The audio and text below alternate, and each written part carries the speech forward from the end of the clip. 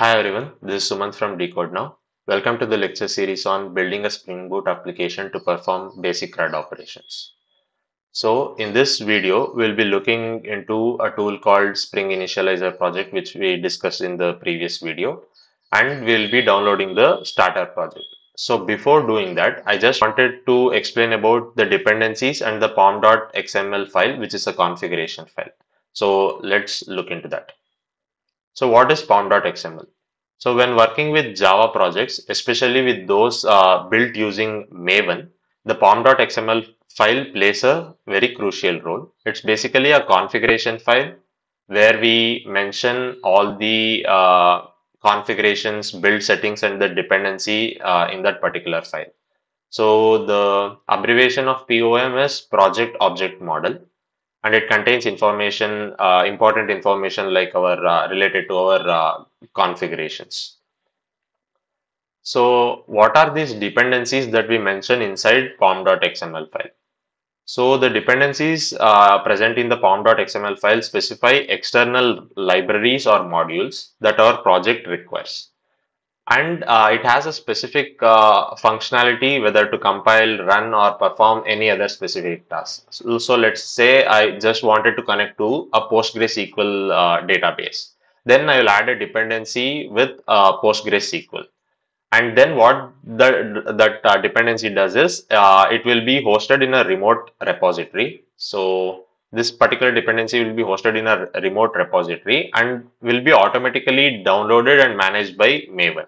So when I want to connect to this particular PostgreSQL database, I'll just have to mention this particular dependency in the pom.xml file, and Maven will automatically download and manage and makes our life, developers' life easier. So this is all about pom.xml and dependencies. Let's look at the Spring Initializer tool. In the browser, just type in Spring Initializer and open the first link. So this is how our Spring Web Initializer looks like.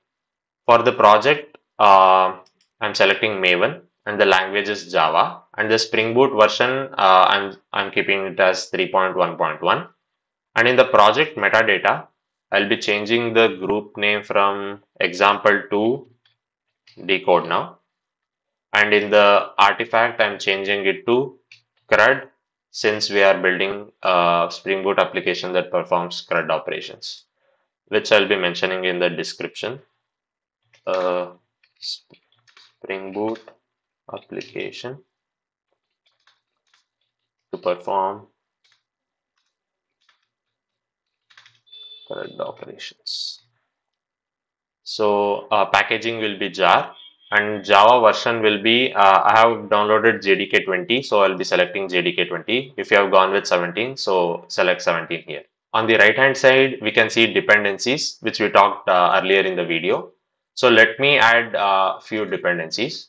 So the first dependency which I'll be adding is Spring Data JPA. This particular dependency helps us with managing the relational database. So in this particular Spring Boot project, we'll be using a relational database to store our data. So it helps us with that. So I'll be downloading this particular dependency. And one more dependency is Spring Web. So this particular dependency provides us with all the necessary components and configurations that is required for a web application.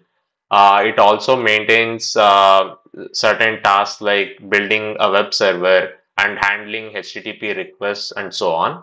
So it helps us with that. So that's why we are getting this dependency. And to make our lives much easier, there is one more dependency called Lombok. We'll be getting this dependency as mentioned here. It's a library which helps us to reduce the boilerplate code. So if suppose we had to write 10 to 15 lines of code with this Lombok dependency, we just have to mention certain annotations, and it will take care of all the boilerplate code. So that's why we are getting this particular dependency. I'll click on generate, and you can see our project is downloaded in zip format. I'll just give open show in folder, and before that let me create a file or a folder saying CRUD, and I will try to extract it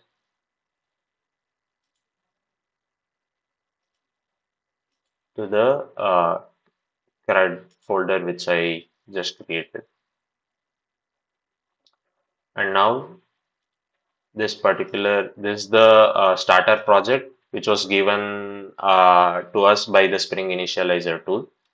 So let me just go to IntelliJ. Let me click on open, and Sumant, I have desktop, and here's my CRUD. I'll just click on CRUD and say OK, trust project.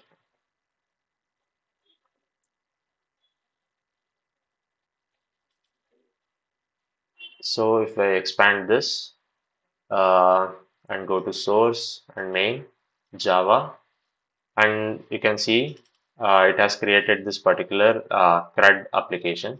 If it is showing project JDK is not defined, just click on this setup SDK and click on the version which you want to set up to minus 20. So I'll just click on that, and it automatically takes care of all the configurations required in IntelliJ IDE.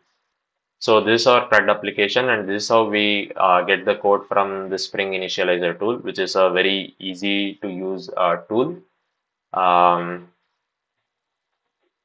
so this is all for today's video. If you have learned something new, please subscribe to our channel and support us. If you have any questions, suggestions, or requests, please do let us know in the comment section below, and don't forget to like the video. See you in the next video.